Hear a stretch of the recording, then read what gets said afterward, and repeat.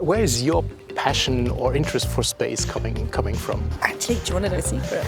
I'm not really a space person. Came into the space domain from mining. By thinking about things differently in space, can we rethink how we use our resources on Earth?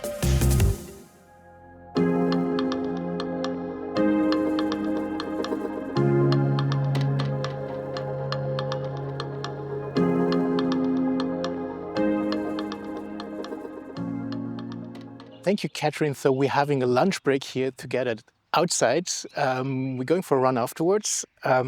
Is this a cool alternative for you also to the quick sandwich in between two meetings in front of your computer? This is the perfect alternative, isn't it? Outside in the park in spring. Lovely. Where is your passion or interest for space coming from? Because space is not your initial domain you're coming from, right? No. Actually, do you want to know a secret? Tell me. I'm not really a space person.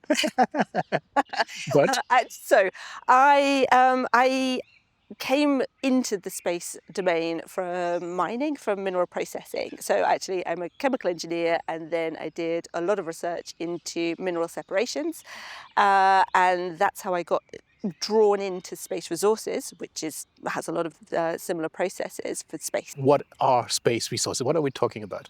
So space resources are things that we find in space that we can use either in space for space travel, or that we can return to Earth. So for example, we can go to the moon and find water, or we can use the resources of the moon to support building lunar bases, lunar habitats, or we might be able to find resources of interest that would be of use on Earth. Back in 2016, now just jumping a little bit back, then Minister of the Economy Etienne Schneider launched a Space Resources Initiative. ESRIC was founded by European Space Agency, Luxembourg Space Agency and LIST, right? So the Space Resources.lu initiative was really, really important for Luxembourg because it really put Luxembourg on the map. When I got into the space resources sector around about 2018, I was looking for new research ideas to do with minerals, mineral separation, and everybody said, "Oh, Luxembourg's really where everything's happening." Really, is it Luxembourg? Yeah, and then it is, and actually it's been pivotal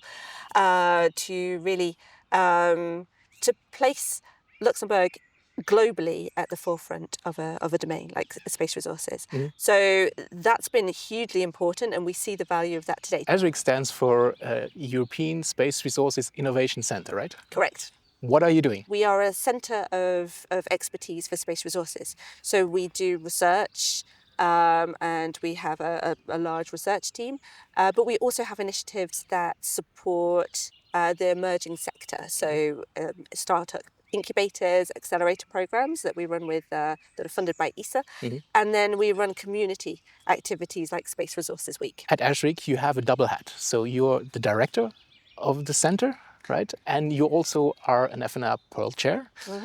These are two different positions. On one side, you're a CEO, a manager. On the other hand, you're a senior researcher.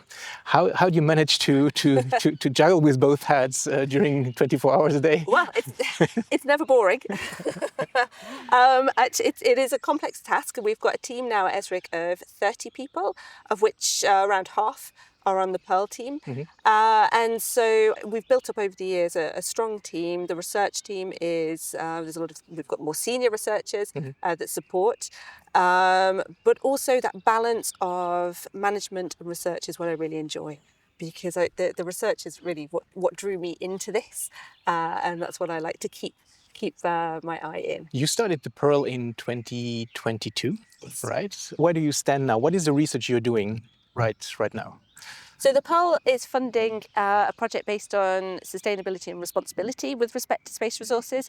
So we take some of our terrestrial concepts for resources, things like recycling, circular economy, and then we also look at enabling technologies. So things like the handling and separation of the lunar regolith, the dust that coats the surface of the moon. Where we are now, last November, the team went on a lunar gravity parabolic flight. So they built some hardware to look at size separation under lunar gravity, and they went up on these parabolic flights, goes up and down.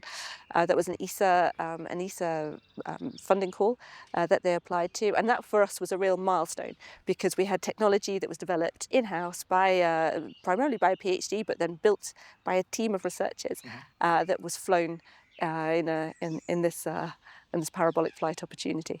Any outcomes that you could, or learnings that you could take out of it, and that now you're continuing working on?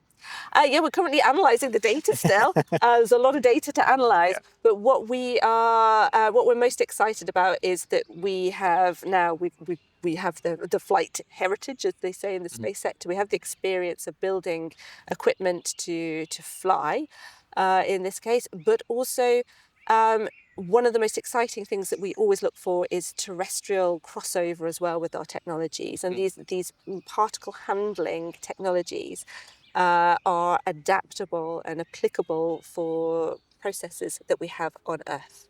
So why is the concept of sustainability important also in space resources? The concept of sustainability in space is really important because we're starting from the beginning. Yeah.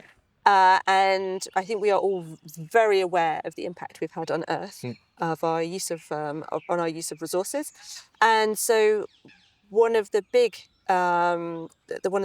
opportunities here is to learn the lessons of what we've done on Earth and not to repeat them in space. So in other words, we can say, okay, how can we do this bit differently? If we are going to go and build a base on the moon, then how can we do this using using local resources? How do we do this by minimizing impact, by minimizing legacy? And then how can we bring that back to Earth? What can we learn by thinking about things differently in space?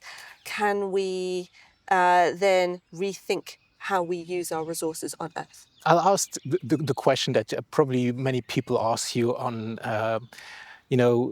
putting effort and time and money in space exploration while having a scarcity or an increased scarcity of resources on Earth. So why not focus on Earth? So how can the one maybe also help solve issues that we have down here? Yeah, that's the number one question we always get. Why do this? Why are we interested in resources for space? What do we gain from this? And I think it comes to the point of technologies that are developed for space have throughout since the early Apollo missions and many of the space missions have found application on Earth. So actually in developing technologies, in developing sensors, in developing tools, approaches, things that will survive space, actually many of those make their way onto Earth. Back on Earth, yeah. And that transfer of technology is one of the great benefits of space science. Where do you hope to be with your research and with ESRIC, let's say, in 5 years? I mean, that's far away enough, right? Maybe that's already too far away. No, in space resources, that's like, this is our time frame, 5 years. We are comfortable with living in the future because we are dealing with something that is very much a future-facing sector. So 5 years is fine. Where we would like to be, we would really, I think, what we would like to be in a position to have technology that is on the moon in orbit, or that we have developed, for example, data processing pipelines or support or tools, technologies that have practical application on the moon, contributing towards a future. So I said before, you're an FNR PEARL Chair. It's a 5-year grant. Yep. What does such a grant enable to do or help develop?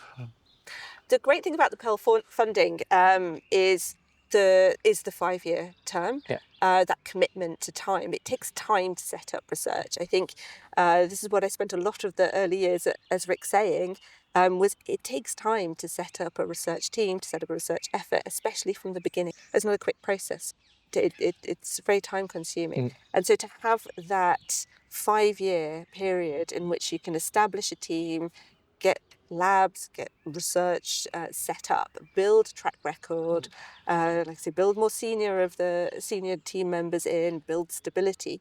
I think is really valuable. Well, thank you very much, Kathryn, for our chat outdoors here. I would say then now let's go for a run. Absolutely. Let's go. You set the pace. I set the pace. Yeah, 18 kilometers. You're kidding me. I know. Oh, come on.